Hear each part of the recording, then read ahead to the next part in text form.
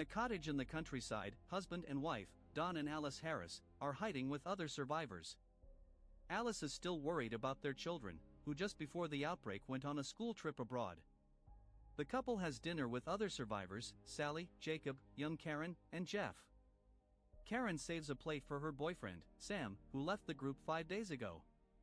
Jacob argues that Sam is dead or no longer cares about them. They are interrupted by knocks at the door. Hearing a little boy asking for help, Alice insists on letting him in.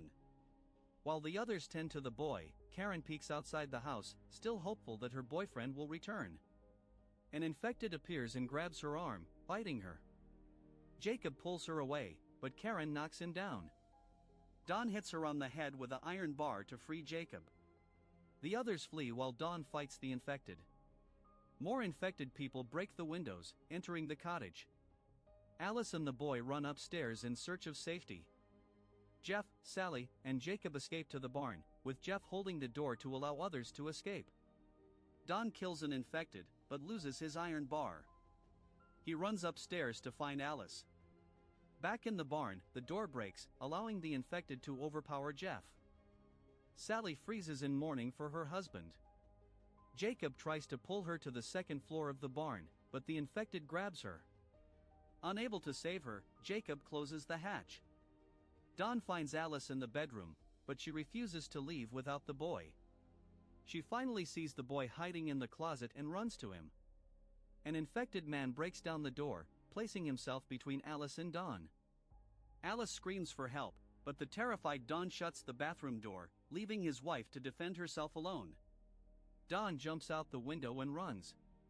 Alice sees him from the window, but Don keeps running, watching Alice being overwhelmed by the infected. Don runs to the river, with a horde approaching him. He reaches the dock where Jacob is preparing the boat. Don gets into the boat, but Jacob falls into the water. Don tries to pull him, but the infected drag him down. Not long after, Jacob resurfaces, now infected, but Don kicks him out of the boat and escapes.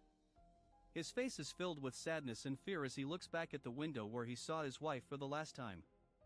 28 weeks after the rabies virus spread, a NATO force led by Americans assists in the repatriation of Britain after all the infected starved to death. A U.S. Army sniper, Sergeant Doyle, keeps watch in the area while joking with his friend, a helicopter pilot named Flynn. A plane arrives at the airport, bringing in British people who escaped the outbreak. Major Scarlett Levy, a medical officer, observes the newcomers and is upset to see children among them. Among the newcomers are Tammy and Andy. Scarlett performs a medical evaluation on Andy, noting his heterochromic eyes, which he inherited from his mother. Andy and Tammy are taken to District 1, the first safe quarantine area after the outbreak. Upon their arrival, Tammy and Andy happily reunite with their father, Don. Meanwhile, Scarlett insists to her superiors that they are not prepared to admit minors. General Stone assures that the virus will not return, and if it does, they will be able to control it. Back in District 1, Don gives his children a tour. He is in charge of the district, which provides him a comfortable apartment for his family. However, they will be relocated to a new home in a few months. Don explains that they cannot return to their old house due to a lack of security in the area. This makes Andy ask about their mother. Don hesitates to lie about seeing Alice in critical condition, saying that he arrived too late to save her. Tammy tells him that they are happy he survived. That night, Doyle sets up his sniper rifle to watch the residents of District 1. Using his scope, he spies on the building's residents.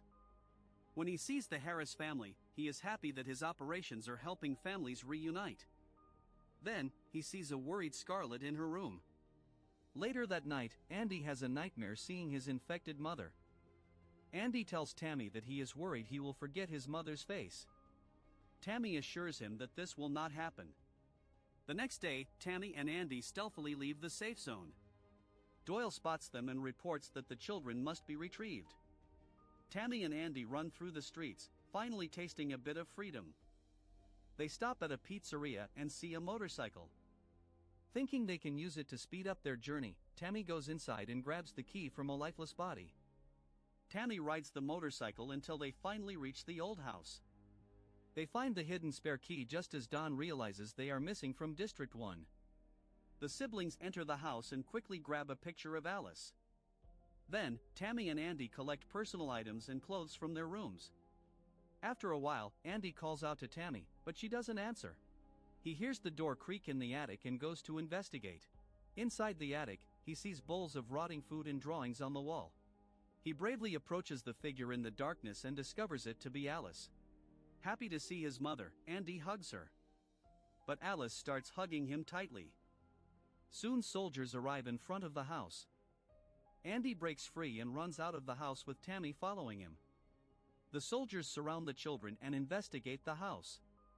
In District 1, Alice receives a decontamination shower.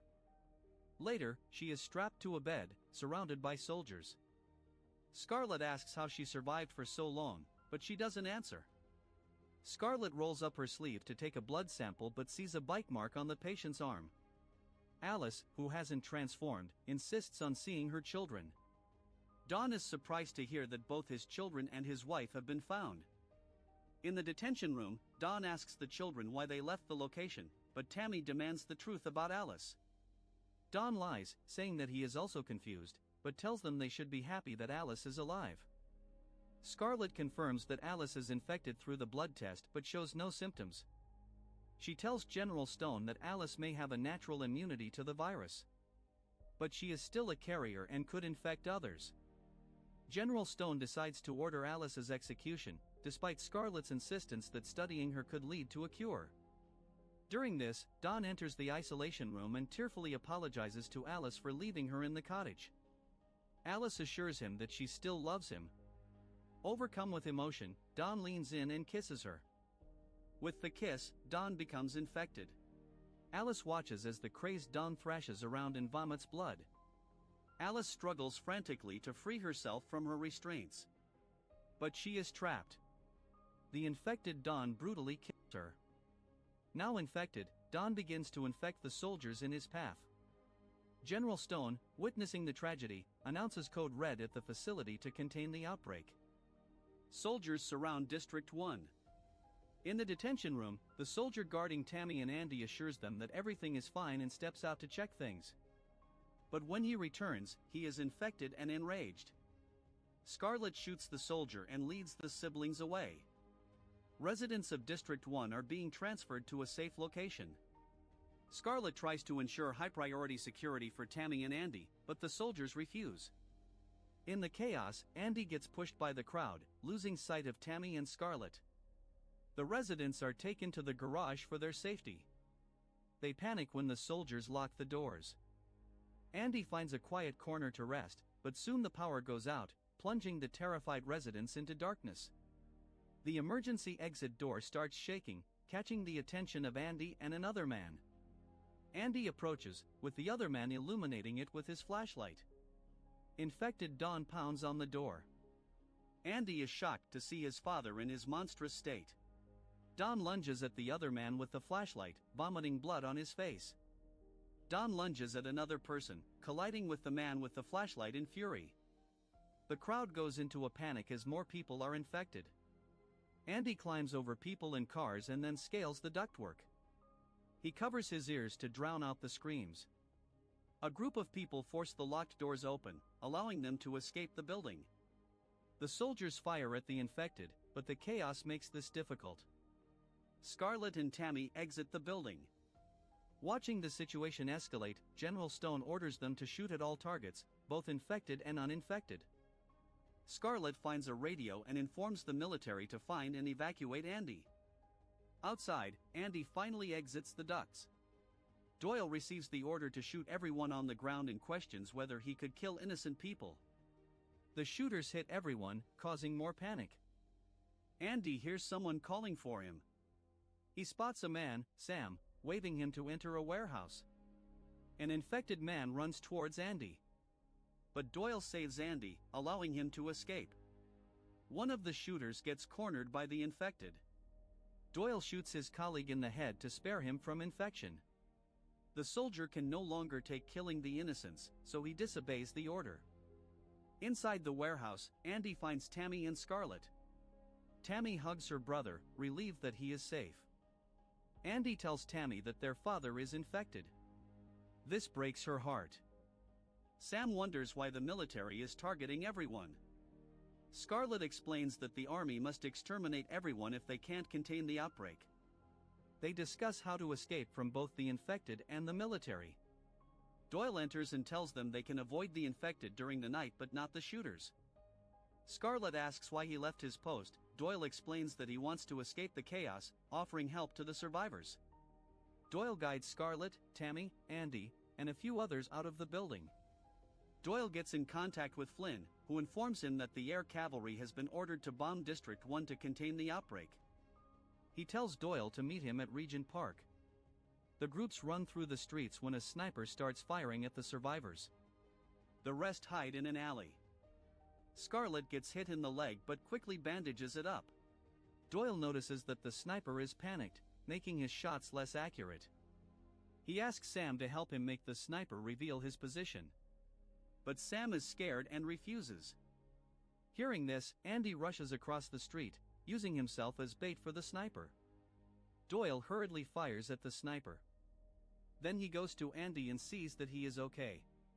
The survivors climb over the perimeter walls, watching the cavalry fly overhead. They head into a tunnel for safety. In his helicopter, Flynn observes as District 1 is bombed, with both the infected and non-infected burned alive. Soldiers in the control room watch the devastation. An apathetic Don evades the fire behind a wall while watching the photo of his wife and son burn in front of him. Doyle sees the flames reaching the tunnel, and then they rush out of the tunnel before the flames reach them. Stone listens to reports of the firebombs. A camera feed shows that some infected people survived the firebombs and are tearing down barricades. Morning comes, and the survivors rest in Regent Park. Andy wonders if their mom is still alive, but Tammy doesn't think so. Doyle admits to Scarlett that he had Andy as a target, but he couldn't shoot the boy, so he left his post. Scarlett informs him that Andy and Tammy's mother was immune to the rage virus, and she believes the two siblings may carry the same immune gene. She stresses that the kids' lives are more important than theirs. Flynn radios in, informing Doyle that the infected are nearby. Doyle tries to escape with the rest, but they are too late as the infected are very close, forcing them to hide in the grass. The helicopter arrives, and Doyle insists on evacuating the kids across the channel, but Flynn refuses to take them. Seeing the infected getting near, Sam panics and grabs hold of the helicopter's skid, begging Flynn to take him away. Flynn flies the aircraft closer to the infected in confusion, aiming the rotor blades down, slicing the infected. The others run away as the infected reach them, and Sam, with infected blood on his face, falls from the helicopter. Flynn flies the helicopter away, telling Doyle over the radio to head to the stadium but insists on leaving the rest of the survivors. The group reaches the park's exit, but Andy trips. Doyle turns and shoots the infected to save him. Doyle tries to contact Flynn again, arguing for him to ignore the code red and save the rest. More infected people chase after them. The group runs but is stopped when nerve gas is pumped at the end of the road. They get in a van and close the vents, covering their faces. The infected bang on the windows until the gas finally kills them. Scarlett tries to start the car, but it won't start. Doyle sees soldiers using flamethrowers to burn the infected. He tells Scarlett to get the kids to the stadium on her own before getting out of the car. Doyle rushes to the back of the vehicle and pushes it. When the soldiers get near, he orders Scarlett to start the car, and it finally does. The trio watches in tears as Doyle is set ablaze by his fellow soldiers. Scarlett drives the kids to the stadium, avoiding roads where the nerve gas rolls in. An Apache gunship starts firing at them. Scarlett drives the car into an underground transit to avoid it. Leaving the car, Scarlett grabs Doyle's sniper rifle and leads the kids. Upon reaching a dark area, Scarlett watches through the rifle's night vision to direct the siblings where to go. Tammy and Andy blindly climb down a set of escalators. But the two slip down, out of Scarlett's sight. Following her voice, Scarlett finds Tammy, but Don suddenly appears, grabbing the rifle and slamming it on Scarlett's head. When things go quiet again, Tammy finds the rifle and looks through the scope, seeing Scarlett's lifeless body. On the platform, Andy looks for the others, but Don walks in instead. Andy is frozen with fear as Don tackles him to the floor, biting him on the neck. Tammy finds them, and Don runs to her. Tammy, no longer seeing her father in him, shoots Don. Tears in her eyes, Tammy walks to her brother. Believing that he will turn, Andy runs away from her. He collapses on the railway, allowing Tammy to reach him. She helps him up and checks his left eye, which turns bloodshot like Alice's was. It is then confirmed that Andy is also immune. The two reach the stadium, where Flynn waits for them. Flynn aims a gun at them and asks where Doyle is. Tammy shields her brother from his sight, telling him that it's just the two of them now. Flynn finally agrees to help out the siblings, flying them across the English Channel. Tammy and Andy watch the devastation caused by the outbreak. 28 days later, Flynn's helicopter is abandoned. A group of the infected runs up a tunnel and out into the city of Paris, proving that the virus spread rapidly.